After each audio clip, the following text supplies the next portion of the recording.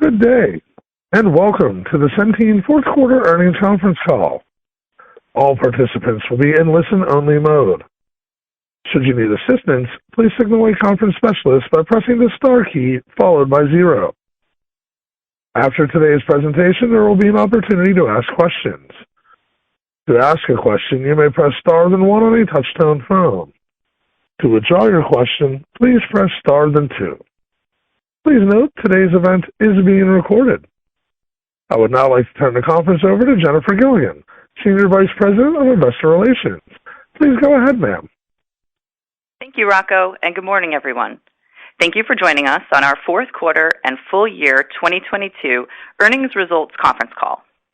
Sarah London, Chief Executive Officer, and Drew Asher, Executive Vice President and Chief Financial Officer of Centene, will host this morning's call, which can also be accessed through our website at centene.com. Ken Fasola, Centene's President, and Jim Murray, our Chief Operating Officer, will also be available as participants during Q&A. Any remarks that Centene may make about future expectations, plans, and prospects constitute forward-looking statements for the purpose of the Safe Harbor provision under the Private Securities Litigation Reform Act of 1995. Actual results may differ materially from those indicated by those forward-looking statements as a result of various important factors, including those discussed in Centene's most recent Form 10-K filed on February 22, 2022, and other public SEC filings. Centene anticipates that subsequent events and developments may cause its estimates to change.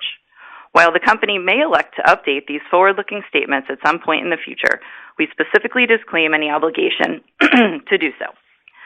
The call will also refer to certain non-GAAP measures.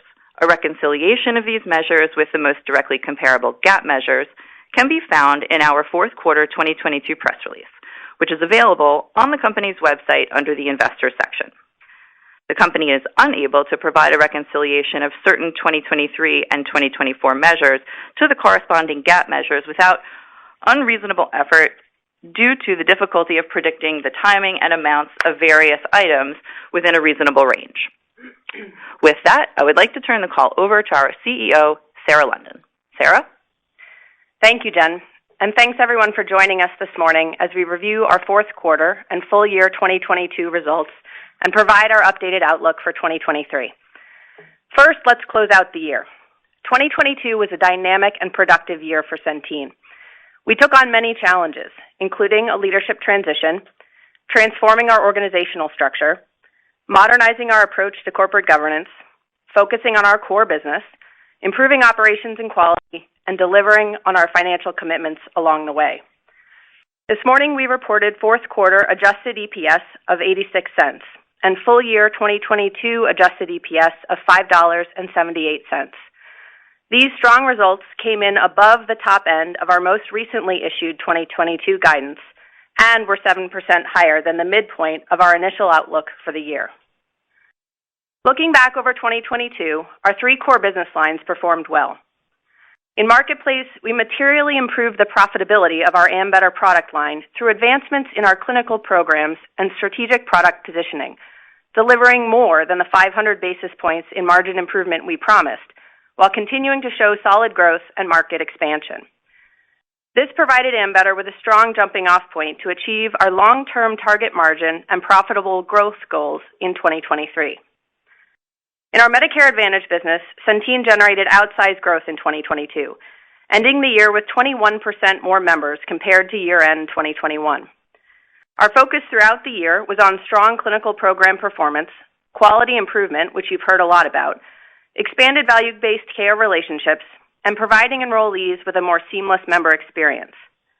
In 2022, the strength of WellCare's underlying performance was demonstrated through year-over-year HBR improvement, and we're confident our increasingly disciplined approach to quality operations will provide an important lever as we move through 2023 and work to improve WellCare's profitability on its expanded scale. Our local markets also performed well throughout the year, serving more Medicaid members in more geographies than ever before. Our Delaware go-live, as well as a significant number of successful reprocurements and program expansions, including in Louisiana, Nebraska, Texas, and Missouri, to name just a few, bolstered our market presence and leadership position in Medicaid managed care. In California, Centene was ultimately selected to serve the state through direct contracts in 10 key markets, including Los Angeles and Sacramento counties. We are working towards readiness for the 1/1/24 start date of the new California contracts, and we look forward to our continued partnership with the state to improve the Medi-Cal healthcare delivery system and advance the state's innovative CalAIM programming. 2022 also marked the first full year of execution on our value creation plan, and it was, by every measure, a success. We hit all major milestones, including redesigning our function across the enterprise, successfully negotiating a new PBM partnership, reducing our real estate footprint by 70% to accommodate new workforce flexibility, itself an important cultural evolution for the company, and making important investments in data and digital tools that will make it easier for our members, our providers, and our employees to work with us. We exit 2022 not only well-positioned to achieve our $400 million in targeted SG&A savings in 2023, but also having added $300 million in new SG&A opportunities to our longer-term backlog. In addition to achieving these value creation milestones, we made meaningful progress on our portfolio review process. We closed 3 divestitures in 2022 and announced a 4th. Notably, in the first weeks of 2023, we closed the previously announced sale of Magellan Specialty, as well as the sales of Centurion and HealthSmart, bringing our total number of divestitures since Q4 of 2021 to 7. This disciplined execution has streamlined our enterprise, reduced distraction, and allowed us to increase our focus on our core business lines. It has also powered significant and timely share repurchases during 2022 and year-to-date in 2023. Finally, in December, we aligned the enterprise around a long-term strategic plan, inclusive of a commitment to 12 to 15% long-term adjusted EPS growth. With our senior leadership team in place and the company's demonstrated progress against our strategic and financial goals in 2022, we are well-positioned to capitalize on the momentum of the past year and successfully continue our value creation journey for shareholders and members in 2023. With that, let's talk about 2023 so far. Centene's marketplace products yielded exceptional growth during this year's open enrollment, outpacing even the robust growth of the total market itself. This year's OEP performance only reinforces our view of the increasing durability of the marketplace as a coverage vehicle and Ambetter's leadership position within this market. To harness this growth opportunity, our Ambetter team applied a portfolio approach to pricing and product positioning, decisively leveraging our local expertise and strong broker relationships on a market-by-market basis to attract and retain membership across our marketplace footprint.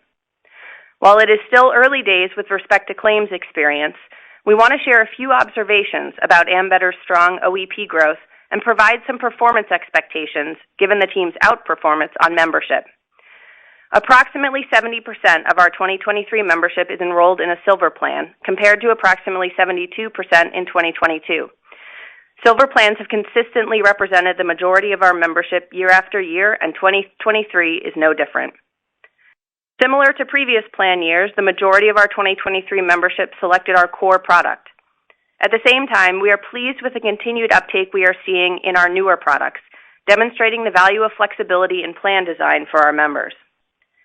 Key membership demographics like gender, age, geography, and subsidy levels are consistent with what we experienced last year. Most importantly, these factors are also consistent with the pricing assumptions we used for 2023 product positioning. We continue to expect our marketplace business to achieve margins within the long-term targeted range of 5 to 7.5% during 2023, and we are pleased to have the opportunity to serve so many marketplace members as the reach of that product continues to expand. As we highlighted for investors last month, Medicare Advantage enrollment results for 2023 developed softer than expectations we provided at Investor Day in December. Our goal for the 2023 AEP was to foundationally align our Medicare offerings for long-term margin recovery, product stability, and overall quality, capitalizing on the scale we achieved through outsized growth in 2021 and 2022. In our effort to better control the overall member experience, which requires operational stability and contributes directly to quality results, we made the decision to change our distribution strategy and focus more on proprietary channels. Near-term sales and retention were more significantly impacted by our distribution strategy than expected, particularly in light of competitor investment in channels we deprioritized. That said, several of the channels we prioritized performed better than expected, reinforcing our long-term view of an optimal go-to-market strategy for Medicare Advantage and dual-eligible members. Despite the soft membership results relative to expectations, we continue to expect 100 basis points of Medicare HBR improvement in 2023. Importantly, we are already seeing positive operational impact for members and brokers, with strong service levels, improved customer satisfaction, and a 30% reduction in overall calls compared to this time last year. Turning to more recent Medicare news, regarding the finalization of the RADV rule, we are supportive of CMS's decision to limit the scope of historical audits. CMS's decision in this regard avoids significant cost and abrasion for our provider partners. That said, the lack of fee-for-service adjustment and the as-yet undefined sampling and extrapolation methodology leaves a number of open questions as to the viability of the final approach. We are working in collaboration with our industry partners to determine the best path forward. Regarding last week's preliminary rate notice, 2024 initial rates are less favorable than recent years and below our internal expectation for funding. We will fully exercise our ability to provide feedback to CMS during the comment period and look forward to collaborating with the agency as we work towards rate finalization in April. That said, we see a path to achieving Medicare Advantage results that meet member needs and support our 2024 financial goals. Finally, as we all know, 2023 will be an important year for the Medicaid business. In December, Congress passed the Federal Consolidated Appropriations Act for 2023, which ends the continuous coverage provision on March 31st. This tees up redeterminations to begin this spring, an event we have been working to prepare for throughout 2022. As we approach the redeterminations process, we are focused on three things. First, optimizing the verification process for members. We are working closely with our state partners and our network of community partners in each market to facilitate member transition and coverage continuity. In the last month, we've deployed internal and external training designed to maximize each member touchpoint and our ability to support beneficiaries as their eligibility is reviewed. Leveraging Centene's unique and powerful data, we've launched eligibility likelihood modeling across our Medicaid footprint in order to prioritize and customize member outreach. And we've launched enhanced reporting and membership dashboards for clear tracking of redeterminations-related activities across the enterprise. Second, we are focused on ensuring that state program rates reflect any shifting of the risk pool created by membership changes. We recognize the dynamics in each market are different, so we are leveraging our data to support early collaborative discussions with our state partners. And third, we are focused on maximizing the opportunity to provide coverage continuity to members who are no longer eligible for Medicaid, but who are eligible for subsidized coverage on the marketplace. Given the strong overlap of our Medicaid and Marketplace footprint in 25 states, we continue to size the opportunity for our Marketplace products at 200,000 to 300,000 lives throughout the duration of redeterminations. In 15 of the 25 states where we have both Medicaid and Marketplace products, we will reach out to our current members directly with educational information regarding the enrollment process, as well as with Marketplace plan options. We expect that state count to grow as we advance through the redeterminations process, and we have a robust, scalable plan in place to support this communication and education effort. Finally, I'd like to highlight some important news that came just a few weeks ago. In late January, the FCC issued guidance to improve member communication opportunities related to maintaining Medicaid and other governmental health care coverage.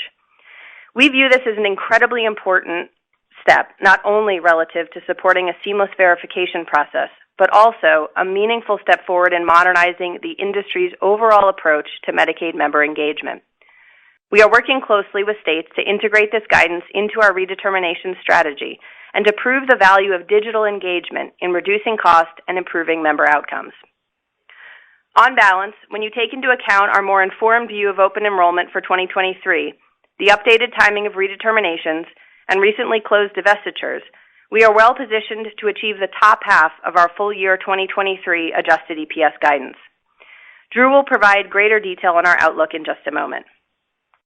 As we look ahead, 2023 promises to be another transformative year for the enterprise, and one in which we will need to navigate notable market dynamics across our product lines, from redeterminations to Medicare positioning to fast-growing Marketplace products.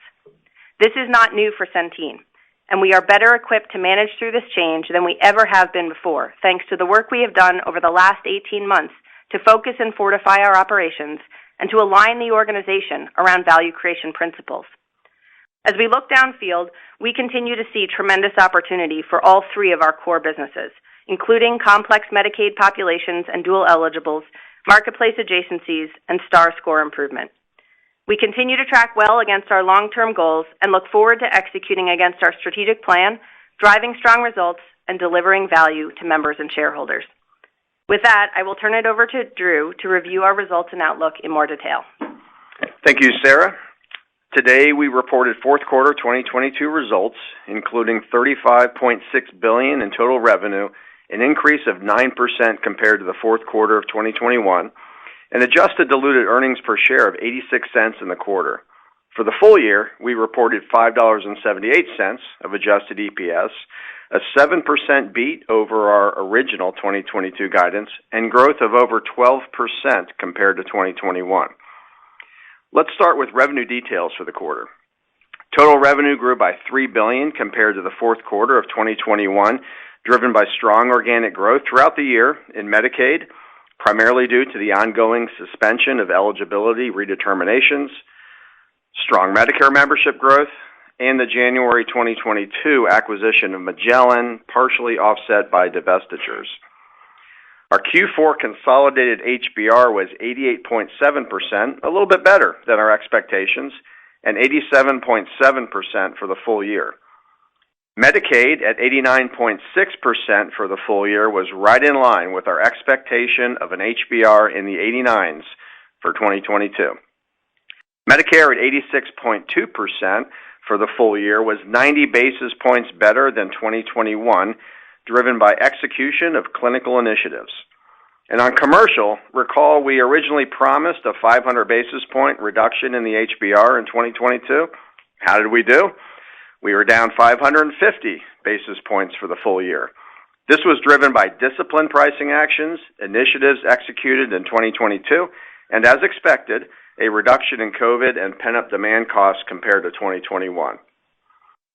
Moving to other P&L and balance sheet items, our adjusted SG&A expense ratio was 9.3% in the fourth quarter compared to 8.7% last year, driven by the inclusion of Magellan and the sale of Panther, as well as increased Medicare marketing and value creation investment spending in the quarter given the overall company outperformance. Cash flow used in operations was minus $1.6 billion in the fourth quarter. You may recall in the third quarter we had an early receipt of $2.9 billion of CMS payments pertaining to the fourth quarter, which is driving down our reported Q4 operating cash flow. Cash flow provided by operations was $6.3 billion for the full year, representing 5.2 times net earnings or 1.9 times adjusted net earnings. This was driven by earnings before charges, including real estate and divestiture-related impairments, and an increase in medical claims liabilities. Our domestic unregulated and unrestricted cash on hand was $793 million at year-end, though after making some planned pass-through payments in early January, that amount is closer to zero. From January of 2022 through today, we repurchased 39.1 million shares of our common stock for $3.3 billion. Debt at quarter end was $18 billion, down approximately $800 million from prior year end, driven by senior note repurchases of $318 million, repayment of our $180 million construction loan, and repayments of over $100 million in revolver and term loan borrowings. Our debt to adjusted EBITDA came in right at 3.0 times, down from 3.5 times a year ago. Days in claims payable was 54 in Q4 of 2022, compared to 54 in Q3 of 2022 and 52 in Q4 of 2021. GAAP earnings during the quarter include impairments related to several divestitures that were completed or pending as of December 31st, as well as an impairment of our federal services business, partially offset by a gain on the sale of Magellan RX. Looking back at 2022, it was a very good year of execution during some notable changes for Centene. Sarah hit on some of the highlights, but let me remind you of a few. We beat original adjusted EPS guidance by 7%. We bought back almost 7% of the company's shares, including January 2023 repurchases. We reduced debt to adjusted EBITDA to 3 times and got upgraded to investment grade by Fitch. We continue to execute on divestitures. Since Q4 of 2021, we've completed 7 divestitures for gross proceeds of over $3.5 billion. We improved the discipline of the company in many areas while strengthening DCP by a couple of days. And we picked up 2 very strong operators, Fasola and Murray, along the way.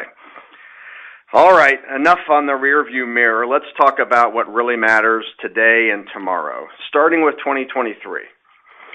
We gave detailed guidance elements at Investor Day, but a few things have happened since then, including more clarity of the timing of the restart of redeterminations, a couple more Centene divestitures, a very strong marketplace annual enrollment period, and softer Medicare Advantage enrollment, as we mentioned at the recent investor conference in San Francisco. My bias when we haven't yet closed the first month of 2023 is not to touch 2023 guidance until we have some actual results.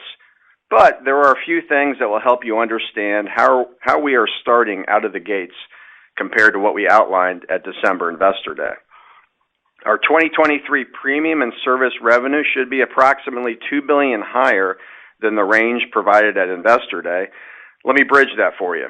$1.5 billion more of Medicaid premium revenue from a higher starting point in 2023 and an additional 2 months until redeterminations recommence April 1st. Plus an additional $3 billion of commercial premium revenue from an outstanding marketplace open enrollment period, minus $500 million of Medicare revenue as we were off in the annual enrollment period down high single digits versus down mid-single digits, and minus approximately $2 billion of divested revenue previously in guidance, Magellan Specialty, Centurion, and HealthSmart. Let me go a little deeper on 2 2023 topics. On the additional Medicaid broad growth of $1.5 billion, we expect to give about 2/3 of that back in the redetermination process. So our previous estimate of $8 billion of ultimate run rate revenue give back goes up to $9 billion. By April 1st, we expect to have grown by 3.4 million Medicaid members since the onset of the pandemic, excluding new markets, and we expect to lose approximately 2.2 million of those members in the redetermination process over the next year and a half. In other words, about 65% of that growth. The 2023 portion is baked into the new revenue guidance. The remaining 2024 portion would be about $6 billion of the $9 billion. And I know a number of you have asked about our early read of attributes related to our growth in marketplace. As Sarah outlined, based upon a review of the demographics, metal tiers, product types, subsidy eligibility, and distribution sources of our new membership, we don't see any signs of alarm. The proof will ultimately be in the claims data, but all of this marketplace growth, even membership from carriers who have exited, comes in at our product design, our network construct, our pricing, and into our clinical models. While we aren't changing our adjusted EPS guidance range at this very early stage for 2023, all of this recent insight, including the higher revenue base, biases us to the top half of our adjusted EPS range of $6.25 to $6.40. And of course, once we see some data from Q1, we will refine all the underlying elements for you no later than our Q1 earnings call. Suffice to say that we ended 2022 strong, and that looks to be continuing into 2023. As we look out to 2024, we remain committed to our previously provided adjusted EPS floor of at least $7.15. While we're 10 months away from giving formal 2024 guidance, let me give you some updated color on recent events that are included in this assessment. First of all, on the positive side, 2023 looks to be a little stronger out of the gate, as we just discussed. Second, we completed California renegotiations in late January and are pleased with the outcome. Third, our marketplace business is $3 billion larger than we had previously assumed, and we expect performance in the target margin zone in both 2023 and 2024. 4, Investment income continues to grow, including the recent 25 basis point Fed rate increase in early February. 5, share count is down further, and with the stock price lower, we will strive to accelerate planned share repurchases earlier in the year. That's a pretty good collection of tailwinds. On the headwind side, though, Medicare is going to be challenging for us in 2024. We knew it was going to be tough given the cards we were dealt in Star scores stemming from poor decisions in 2020. And the impact of a disappointing advance notice on 2024 rates does not help. We will most certainly be pricing for a negative margin in Medicare Advantage in 2024 temporarily. And we don't expect to grow Medicare Advantage in 2024, and we'll shrink a little. We have a lot of work between now and the first Monday in June when the bids are due to refine our estimates and products further. And obviously the industry will be asking a lot of questions about the components of the advance notice in anticipation of final rates in a couple of months. But here is the silver lining. If we can achieve at least $7.15 of adjusted EPS in 2024 with a meaningfully underperforming Medicare business embedded in that result, that becomes a margin expansion and growth opportunity in the back half of the decade as we improve stars and pull other levers over the next few years. We know what needs to be done. It just takes time, especially in stars. We can now turn the page from a very good 2022, the first year of execution from this management team, and an important foundational year for multi-year improvement as we look ahead, and ultimately getting to our long-term growth and earnings algorithm we shared with you at Investor Day. Thanks for being part of our journey. Operator, Rocco, you may now open the line for questions. Thank you. If you would like to ask a question, please press star then 1 on your touchtone phone. If you're using a speakerphone, we ask that you please pick up your handset before pressing the keys. To withdraw your question, please press star then 2. Today's first question comes from Josh Raskin at Nephron Research.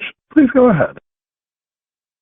Hi, thanks. Good morning. I wanted to just start on the weaker MA start in the selling season, and maybe you could talk a little about, was that due to changes by competitors? I heard something, I heard a lot about the distribution channel changes that you made, but any specifics would be helpful. And then any benefit design changes that you made that you think contribute to some of that lost membership would be helpful as well. Thanks. Yeah, thanks, Josh. Good morning. Happy to hit that at a high level and then have Ken weigh in as well. So as I mentioned in my remarks, our major focus in the selling season was on operational stability and on the fundamental underpinnings that would contribute to quality results because we continue to take a long-term view in Medicare. And so in order to achieve those results, we started rebalancing our distribution channels with a bias towards more proprietary channels where we feel we could control the member experience better. And so that was part of what impacted the softer results because, as you point out, we also had the competitive dynamics, investments from competition, not just in the market, but in some of those channels that we deprioritized. But Ken, if you want to weigh in a little bit on benefits as well. Yeah, thanks, Josh. The CMS data, which is readily available, demonstrates, so I think you've seen where members have moved. For our part, we rotated towards margin improvement, recognizing going in that would probably be at the expense of some member gains in very targeted markets. But I think the insight that we've gained this past year, both with respect to the comments Sarah made about the distribution mix and the really overperformance from owned and more captive channels, along with, I think, a greater insight with respect to the characteristics of the kind of members that are likely more responsive to both our product and network mix, I think gives us really the opportunity to be vastly more precise as we move into the new year. And I think you'll see that as we move not just through our product design positioning for the coming year, but the way we allocate and optimize the distribution resources and the marketing. Now that we've moved marketing internally, we had some of that subcontracted, I think is going to create a strong platform for the achievement of the guidance we've provided. And just a quick follow-up. Do you have visibility or any insights into the changes in membership, whether that's helpful from a, quality improvement, stars improvement perspective. Do you know, the members that have lapsed relative to the members that you've retained? Does that feel like you're moving more towards the right direction on star improvement? This is Jim. Absolutely. Sarah and Ken both referenced the focus on proprietary distribution channels. In past lives, I've seen that creating a relationship, and we talked a little about this in New York, creating a relationship with those members goes a long way towards some of the things that are measured in stars. For example, complaints. If you have a relationship and you bring the member in and explain to the member the benefits that they are going to get and how to use the system, obviously the complaints to CMS are significantly reduced. We're beginning to see that, frankly, in 2023 in the first month and a half of results.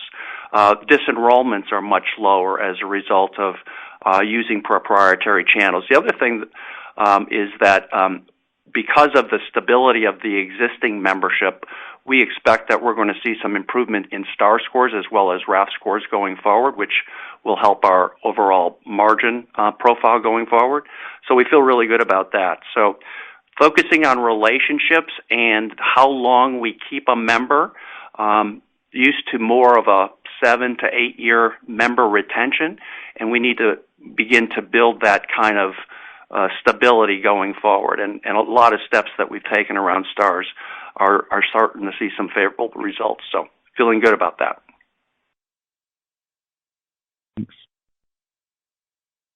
Thank you. And our next question today comes from Justin Lake at Wolfe Research. Please go ahead. Thanks. Good morning. First, want to appreciate the color on 23 and 24. Just wanted to get a little bit more detail, of course. So it looks like you're at 2.7% net income margins for 2023, give or take. From there, Drew, you mentioned Medicare Advantage margins go lower. It sounds like year over year. I think the market certainly expects pressure on the risk pool in Medicaid year over year. So curious in terms of what gets better in 2024. I know one of the big buckets is Jim is working on those cost cutting. Maybe you can share, for instance, how much cost cutting benefit you expect to get from 23 to 24, as well as kind of your thoughts on that Medicaid margin in general and any other moving parts we might have missed. Thanks. Yeah, sure. Thanks, Justin. Yeah, some of the tailwinds for 2024 that are sort of baked into our forecast, obviously a really meaningful tailwind from the PBM RFP. That's sort of a stair-step benefit, as we've talked about, that commences 1/1/24, and we're well in the integration period and the transition period, working well with ESI and CVS as both good partners. So we expect to yield that benefit across our entire book of business. Investment income continues to be strong. We expect that to continue into 2024. Share buyback. You see our share count, as we disclosed in our Investor Day deck, end of the year lower than we had anticipated. So we're able to bake that into our 2023 guidance, and at these prices, we'll be buying. That's for sure. Marketplace will be a few billion larger than we originally anticipated in 2024, and we like our margin position there, and we can probably make another step, or we will make another step in 2024. And then, as you mentioned, the overarching value creation plan, including a lot of the work that Jim and a lot of other people around the company are executing and pulling levers. We expect momentum as we get into really the third year of that value creation plan. So those are all the tailwinds. But as I mentioned, Medicare is going to be a pretty significant headwind given stars as well as the lackluster, and advance notice. You also asked about Medicaid. So as I think about Medicaid, and I know you've asked this a number of times, but now we're on a conference call that's FD compliant, so I can answer some of those questions.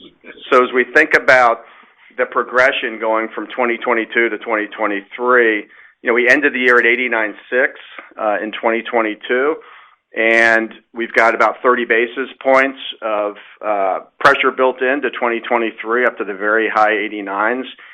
But as we dissect the 2022 actuals and we look at things that we had to fortify or are unlikely to recur, that's another 10 to 20 basis points of non-recurring called items embedded in the 2022 Medicaid HBR. So we think that gives us adequate room for a little bit of pressure from redeterminations as we are working hard with our associations, with the actuaries that represent our associations, the actuaries that represent the states, our state regulators, departments, and really, sort of warming them up for what may or may not be necessary, but to the extent that there is a risk pool shift, we expect action, probably not as fast, but hopefully close to as fast as the action that was put in the other direction with acuity changes during the COVID era. So we're prepared for that. We've had a lot of time to prepare, and the elongated process of redetermination and the sloping will help us gather data and be able to manage that HBR in the high 89s. Thanks for all that, Drew. And just to put a bow on it, anything on update on the 3.3% net income margin target or that North Star for 2024? How you view that? Yeah, well, our target is at least 7.15 of EPS. The interplay between operating income and share buyback will sort of affect whether or not that 3.3 is the absolute number that we hit for 2024. But that is our North Star, and we're going to keep on pushing for that. And obviously the divestitures, as we've talked about, have some impact on the denominator there in terms of both the margin and the dollars. But we're going to fight hard to deliver that at least $7.15, even though we've got a pretty meaningful Medicare headwind in 2024. Thank you. And our next question today comes from Stephen Baxter at Wells Fargo. Please go ahead. Hey, thanks for all the color. A couple questions on the quarter. I wanted to ask about reserves and PYD. The DCPs look good, but trying to understand the magnitude of PYD you experienced in the quarter better.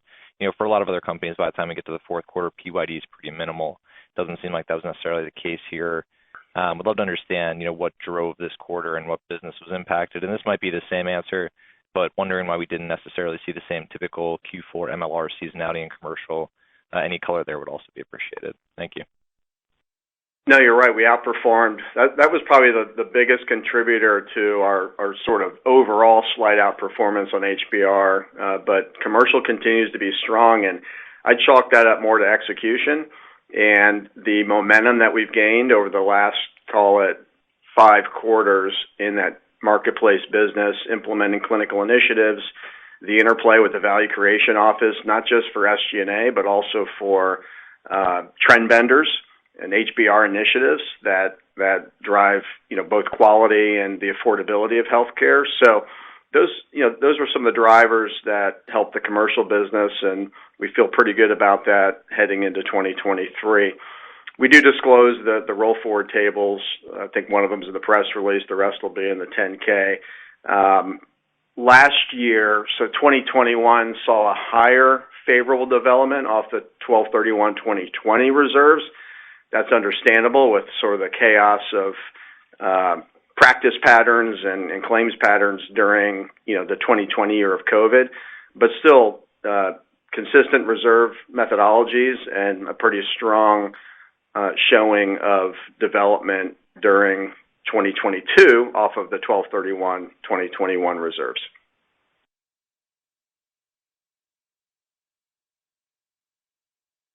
Thank you. And our next question today comes from A.J. Rice at Credit Suisse. Please go ahead. Hi, everybody. A couple things, if I could. First, on the marketplace, I appreciate the comments about the demographics of the people you've seen through the open enrollment period. There's also been some questions about what are the demographics going to be of people that you re-verified off of Medicaid and go on the exchanges. I know the current exchange population has very diverse health needs. Do you think those redetermined Medicaid people that end up on the exchanges will pull up the risk pool, pull down the risk pool? How are you thinking about that, first off? Yeah, thanks, AJ, for the question. So if we think about the members who are redetermining off, we do think that those members are probably carrying a slightly higher acuity, but then you have to balance that with a view that with the growth that we've seen in the marketplace product, and if you look back to historic periods of growth of this magnitude, it tends to bring many more healthy members into the pool. So the net effect of those two dynamics is hard to say exactly where that equals out, but our marketplace team is watching both of those cohorts pretty carefully, and I think has obviously had visibility into the fact that redeterminations were going to factor into 2023 and took that into account in pricing. Okay. If I could slip in another one on your Medicare comments for next year. I know on the RADV you said this is what we like, this is what we don't like. When you think about the rate notice, it sounds like there's places where you think the industry can comment to CMS and potentially, ask, maybe look at it a different way or something. Are you willing to talk about where some of those points of discussion, at least between the industry at large and CMS might be? And in terms of your strategy, it sounds like you're talking about a potential negative margin, so that must mean you're going to try to stabilize benefits year to year in a growing market. I'm wondering, is it conservative to say we're going to have stable benefits but not have growth on the enrollment side? Yeah, on the Medicare side, we've said this coming into even this year as we tried to design benefits in order to maximize stability as we move through 23 and 24, and I think we will continue to do our best to keep benefits as stable as possible, taking that long-term view that stable operations, optimizing for member experience, improving quality is the right thing to do, and, weathering the 24 headwind may have an impact on margin as a result, but the goal would be to keep benefits as stable as possible so we're not whipsawing members, and we are focused on building those longer-term relationships, as Jim talked about. Relative to your first question, the RADV rule is sort of in final state, and so there it's really about talking to our industry partners about how we feel about the impact of the as-yet undefined methodology and what impact we think that may have and how comfortable we are with that. And then, the 2024 rate notice is a regular cycle of conversations that we have with the agency in order to communicate what we believe the impact of the somewhat lackluster rates might be on the overall industry and the benefits to seniors. Thank you. And our next question today comes from Gary Taylor at Cowen. Please go ahead. Good morning. I just want to ask about expectations for and ACA for 3, given the much more sizable enrollment growth. I'm just kind of following the accruals structure. It looks like excluding the true up or receivables from 2021, it kind of looks like the receivables from ACA just sort of mountain it, even sort of positioning. But a lot of times we saw the Pardon the interruption, everybody. This is the operator, Mr. Taylor. Your line is breaking up very badly. It looks like we have a bad connection. I would ask you please disconnect and dial back in, or pick up your speakerphone if that's the case. Is that better or not? That's much better. Thank you, sir. Please proceed with your question again. I apologize. I just wanted to ask about expectations for ACA risk adjustment, given the enrollment growth for 23. When we've seen companies with really large enrollment growth in the ACA, sometimes they've been surprised to end up being, increasing payable on the ACA front. So it looks sort of like in this case, you guys have generally been a receiver, and now you're going to have a much larger population. Is your expectation that's fairly even, or is there any material additional payable you're contemplating for 23? Yeah, so it's a good question. The demographics of what's coming in looks very similar to, and actually the subsidy eligibility has gone up a little. So nothing really, alarming in all the attributes we can look at what we know today. Obviously, the proof's going to be in the med cost. And you're right, in Marketplace, it's a zero-sum game, concurrent risk adjustment process for 2023. So that's something we'll be watching. There's also 2 less competitors out there. And so we've thought about that as we not only booked our 2022 risk adjustment receivables, but also as we forecast into 2023. We'll get the first Wakely data, in June this year, and we'll have to take a look at that. But we've thought about that as we forecasted and as we closed out 2022. Thanks. Thank you. And our next question today comes from Nathan Rich at Goldman Sachs. Please go ahead. Hi, good morning. Thanks for the question. I wanted to follow up on the Medicare business. Drew, could you help us think about the magnitude of the step down that you're thinking for Medicare margins in 2024, just given the comments that you made about pricing for a negative margin and trying to keep benefits stable, maybe relative to the margin that you're targeting for 2023? And then, I guess outside of plan design, are there any offsets that you think you can leverage to try to mitigate some of this impact in 2024? Yeah, we're always looking for whether it's, Jim and the team, the Medicare team are focused on SG&A. I think there's opportunity there. There's continuing maturity in trend benders. So yes, we're going to look for any possible offset, other than benefits. And as Sarah said, we'll try our best to, keep stability for our members. But we do expect, at least at this early point, to shrink a little bit in 2024. But the swing is pretty meaningful, both in terms of stars and the very disappointing advance notice with rates. I mean, that advance notice for us, call it -1%, excluding stars, because, we made our own bed in stars. But we are expecting, a positive low single digit. So that's a pretty meaningful swing.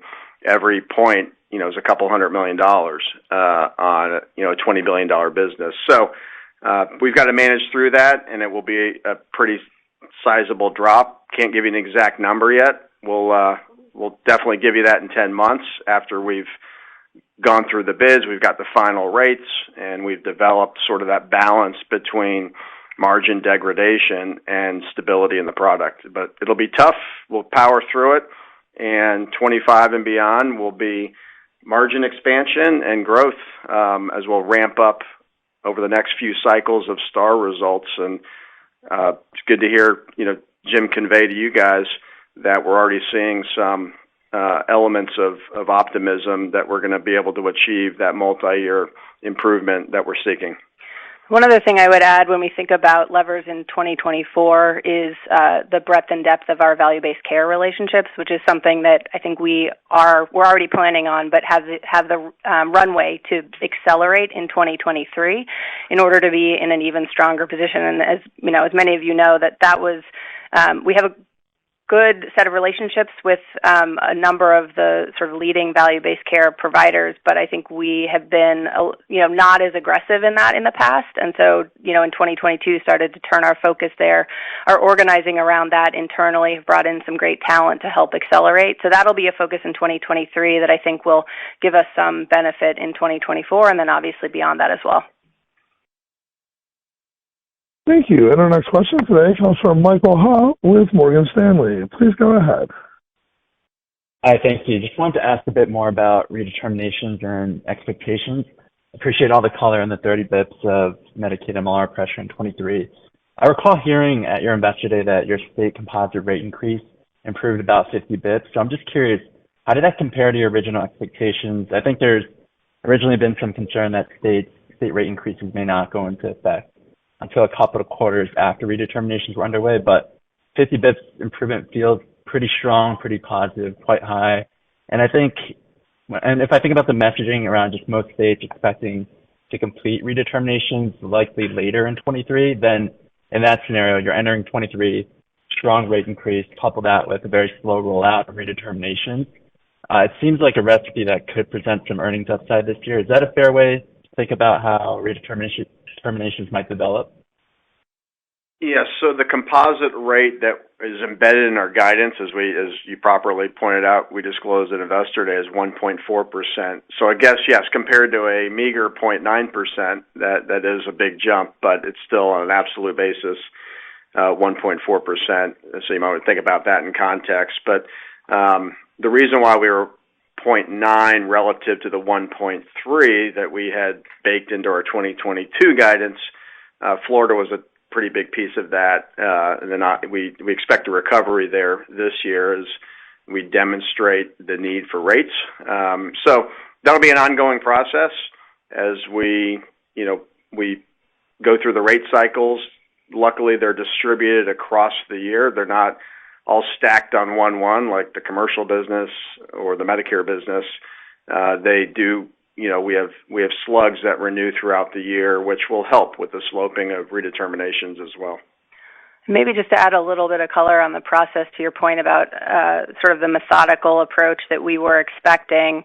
With the certainty of the year-end bill, we started to get updated information, obviously, from each one of our states and continue to be in regular contact with them. And I would say that in general, we are seeing that methodical approach hold, with the vast majority of our states sitting in a 9 to 14-month bucket in terms of the time frame that they expect redeterminations to play out under. And some of them, indicating that they won't start April 1, they'll start closer to summertime. So to think about sort of the start date shift, overall, nothing that suggests the overall slope line will shift materially. And we are seeing, continued positive momentum from our states in being open to and encouraging our support in outreach and communication, education efforts to members. So in general, feel like, the industry is aligning and organizing around an approach that will, minimize or seek to minimize member abrasion in the process, and are allowing us to run alongside our state partners, all of which is positive from our perspective. Thank you. And our next question today comes from Scott Fidel at Stephens. Please go ahead. Thanks. Hi, all. Wanted to just drill in a little bit more, especially given possibly the importance of the buybacks. Just if you could walk us through your updated sources and uses of cash for 2023, and how much you think you can have for deployable excess capital for buybacks. And then, Drew, I'm not sure if you had given us 2023 operating cash flow guidance yet, so if you do have that, would appreciate that too. Thanks. Yeah, so as you've seen, we did quite a bit of buyback in 2022, and even as we were in the 70s in January, we were able to execute on a few $100 million more. That was largely driven by divestiture proceeds. So we're continuing the portfolio review process, so the timing of buyback associated with divestitures, will vary based upon sort of that M&A process. But in the normal course, we expect late in the year a few billion of share buyback. We're going to see what we can pull forward, but we also have improved the allocation process and therefore the management fee process, and that will trap a little bit of cash in the first half, maybe the first 3 quarters of 2023. So that's why we back-weighted. As you look at our guidance for share buyback, we've sort of back-weighted that share repurchase, so it won't have a meaningful impact on 23, but it will roll into 24. So we're going to do our best. We'll probably pay down a little bit of debt as well, if we sell off an asset that had EBITDA, we'll pay off some debt as well to manage that. And now when you pay off debt, you get a benefit with the interest rates higher. So we're going to do our best to take advantage of where we're trading, but we also need to do that with a balanced view of the capital structure. Thank you. And our next question today comes from Kevin Fischbeck at Bank of America. Please go ahead. Great, thanks. Just wanted to make sure I understood. I think you guys said that you expected to add 200 to 300,000 lives on the exchanges from redeterminations. I just wanted to make sure that was now, I guess, in your guidance. And then we talked a little bit about the risk pool on the exchanges. Really interested in that concept about the people who come on from redeterminations, because that's where I would guess it would look more like the SEP from prior years, where you only have them for 6 months. You don't have time to risk score, and in theory, they're sicker than average. So I'd love to kind of hear how you're thinking about the risk pool of those members. Thanks. Yeah, so relative to the redetermining members into Marketplace, we do, again, as I said earlier, we do expect that on balance they probably have slightly higher acuity, but at a your point about the fact that we don't have them for the full year means that they turn to profitability as we move into 2024. And again, this is something that the team had visibility to throughout 2022 and coming into the year and had, baked into our guidance. And I think we'll have the offset of our expectation that a number of those members who are coming into the pool will be healthier to offset that overall and are coming in with a 1/1 start date. So we have the full benefit of their 2023 risk adjustment. And then relative to the 200,000 to 300,000, that continues to be our estimate that is baked into guidance. And a lot of that is because of a belief that the vast majority of members who redetermine off will first go to the commercial book. And again, we just need to see how the data starts to play out and whether there are any adjustments to that as we see folks coming over onto the marketplace products. Thank you. And our next question today comes from Stephen Valiquette with Barclays. Please go ahead. Great. Thanks. Good morning. So really just a quick confirmation question around the potential impact on MLR from the changes to the revenue guidance for 23. It seems like they should already balance together out as higher MLR from greater Medicaid to be offset by... Pardon me, Mr. Valiquette. Sir, I apologize. Your line is very bad, the connection. Can you pick up your handset if you're using a speakerphone, sir? Is that better? Actually, no, it's not coming through well at all, sir. We're unable to understand what you're asking. Would you be able to reconnect or possibly reach out offline? I apologize. We have to move on. We're not able to hear what you're saying. Our next question today comes from Calvin Stemick with J.P. Morgan. Please go ahead. Hey, good morning. Thanks for the question. First, a quick clarification on MA. I think I heard a comment about lower disenrollment. Was that for this AEP, or is that more of a go-forward comment? And then second, it sounds like MA is set up for margin expansion beyond 2025. Just curious how you're thinking about the overall level of membership growth once you start getting, you get past the stars and... This is Jim. I'll take the first part of your question. We've been doing a lot during 2022 to address some of the issues that we've had with stars. A big driver of some of our poor stars results had been the customer complaints called CTMs and disenrollments. And we're obviously, I like to look at things every day. We're watching our CTMs and disenrollments for this past year, and the amount that we're seeing is favorable to what we've seen in the past. And so a lot of the steps that we've taken during the course of 22 seem to be bearing some fruit. Those results will, as Drew mentioned, stars takes time, will favorably impact our 2026 revenue. We're also in the process right now. CMS comes out with CAP surveys from March to May. We're in the process of doing a number of procedures that have never been done here before as a consolidated Centene to enhance our CAP scores as CMS does that survey. So there's a lot of good things that are going on to positively impact where we think stars will be in the future. I think when we were in New York together, we talked about 20% for 2025 being in 4+ star plans, 20% of our membership. We want that to be at least 40% in 26, and then we're targeting 60% in 27.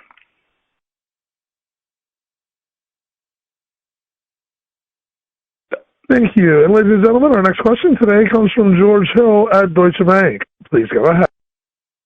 Yeah, good morning, guys, and thanks for taking the question. Drew, I just wanted to circle back on the idea that you sounded pretty bullish on the opportunity on the PBM transition. Just wanted to see if there were any changes to expectations or synergy targets as it relates to that. No, my bullishness is, ESI and Centene working together to deliver what we anticipated when we inked the deal a couple of months ago or a month or so ago. One more thing, on share buyback, let me clarify something that I said earlier. I was answering a 2024 question. The $3 billion is our placeholder for 2024. The 2023 back half of the year share buyback is about $1.5 billion. And that's because we've got a little bit of trapped capital that we'll have to get out over the following year or so. So the $3 billion I mentioned is the forecast for 2024, absent any acquisitions. Thank you. And ladies and gentlemen, this does conclude today's question and answer session. I'd like to turn the conference over to Sarah London for any closing remarks. Thanks, Rocco, and thanks everyone for your time this morning. Please reach out to Jen with any follow-up questions, and we look forward to talking